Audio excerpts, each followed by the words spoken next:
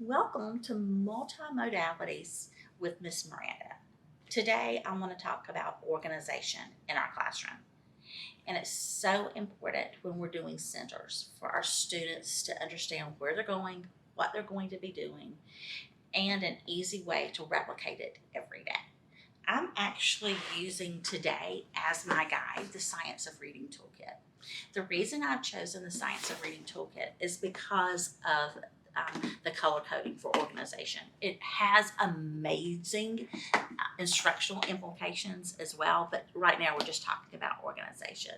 With the Science of Reading Toolkit, it is color coded so every student knows what color they are getting. Another thing is about time and time management. How does kids know when the time is up for their center?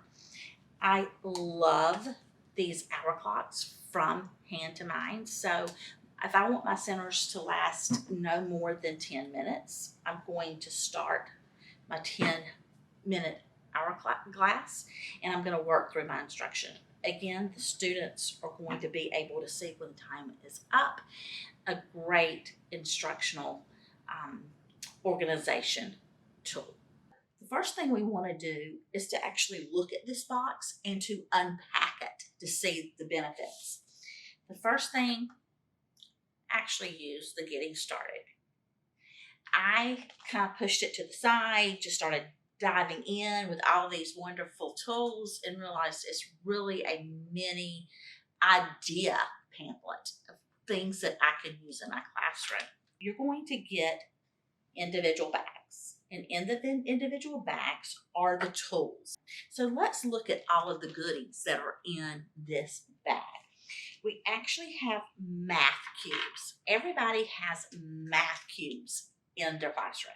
Also, I have what I call a magic wand. It's a magnetic wand, and it actually picks up magnetic chips. We also have the bubble bricks. I call them fidget to phonics because kids love these. I love the sound. It actually adds another sense to it as well. My colleague also pointed out to me that they actually link together so you can blend sounds, or you can actually write, guys, everything is dry erase. So you could write the spelling correspondence on the brick. So then you can move from phonemic awareness into phonics, progressing through that science of reading rope. We have magnetic chips. We have the stretch tube. With the stretch tube, you can segment, or you can blend it back together with cat. And then ultimately, we want students to read with fluency and comprehension. So that's why we added the googly eyes. Secondly, I've talked about the color coding for organization. But now I want to talk about the color coding for instruction as well. So green is the beginning sound. Yellow is the middle sound. And red is the stop sign. This is going to follow along with the bubble locks. Beginning, middle, and we have our ending sound. On page 4, it gives you some examples of when to use the R control and the colors that you will actually use to do that. And I'll go through the activities of each of these stages as well. So let's get started here first. The first one I'm going to concentrate on is the very first one on the list, which is CVC, which is at.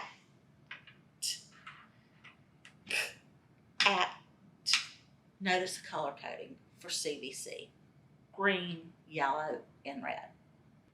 Now let's do a digraph. Notice I'm still using one block. So it's sh, I, SH saying the what? Sh. still using 3 bubble blocks. Now I'm going to use it for blends, which is, I'm going to use 2 green cubes for that.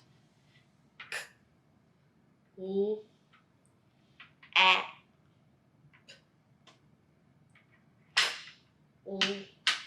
at.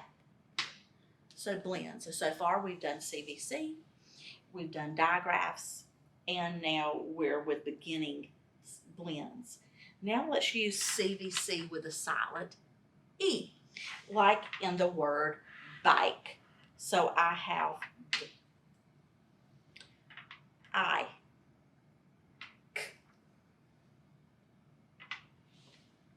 So now I've done CVC with the silent E. Now let's do ending blends, like in ramp. R, a, m, p. R, a, m, p. And it actually shows you in the Getting Started guide where to put the 2 blocks together. Gives you really explicit advice, as I say here. Then we have the R control vowels, which is park, which would be P, R, K, knowing that AR goes together to make R. Put those together. We have the vowel teams, like in tail, T, A, O, tail. And then we have the diphthong, like in soil, S, oi, ul, soil. So no matter what you're teaching in your scope and sequence, it's going to have an objective. And it might say, I'm using CVC. So the blocks, I would go to this guide and it would show me how to form those using the scope and sequence you're already using. Now we're moving on to our bubble bricks and our picture cards.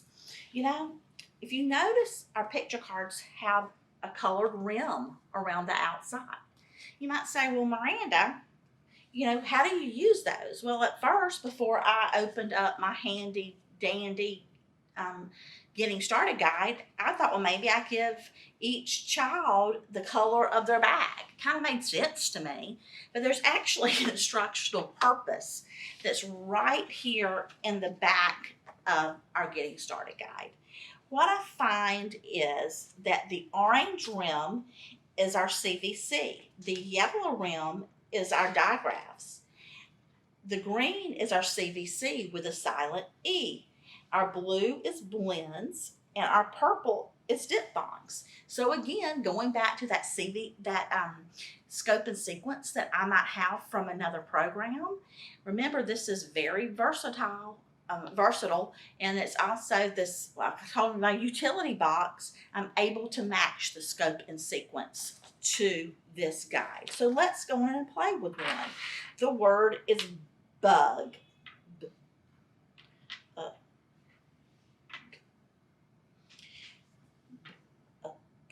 I want you to notice something.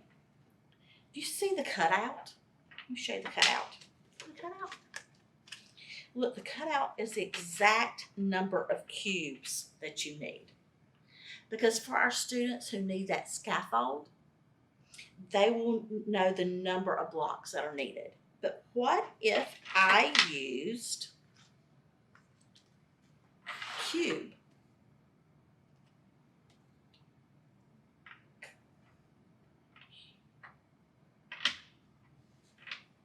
What do I have? The cutout is bigger. So this is a technique if you have some picture cards even in your closet and you're going to try to replicate this activity, the scaffold for our kids, make sure the cutouts actually match your cubes. Just like in reading, everything progresses. We're going to start our students with one tool at a time, and now with this activity, I'm going to use multiple tools. I'm actually going to use a segmented chart, and I've chosen blue because I used a blue bag. I'm actually going to use the Pressums, and I'm obsessed with these Pressums. Like, if you meet me anywhere, I'm like, these are the best. I actually tried to reproduce these with Play-Doh, and the Play-Doh just gets hard and dried out, and this really gives a good texture for the kids for that textile learning. We're still going to use the phonics card that we used.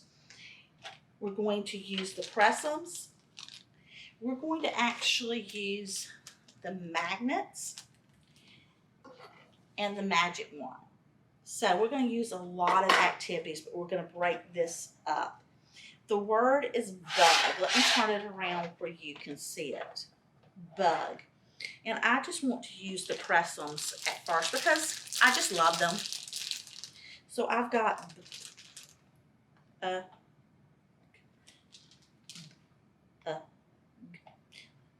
so we've got bug. Now I've got my magnet chips. And I'm going to follow the exact same routine, which would be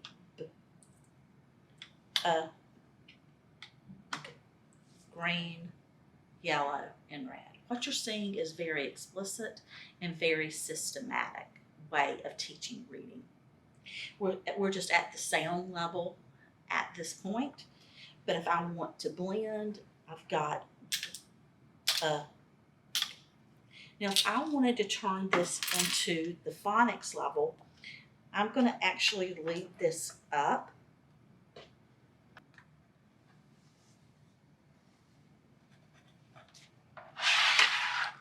Let's blend this word. Bug. That is actually sound by sound blending. If I needed to go to vowel blending, I would go bug, bug. That's continuous blending at this point. And then if I needed students to actually go to the encoding level, they could actually write bug. So in this one activity, I took it from the phonemic awareness level. I took it to the phonics level of them blending, and actually to the encoding level with dictation. A lot of activities with one try. Guys, back with multimodalities with Miss Miranda. I really hope you liked the video of the Science of Reading Toolkit. Hope you got some really cool activities that you can use in your classroom. Again, a one-stop box.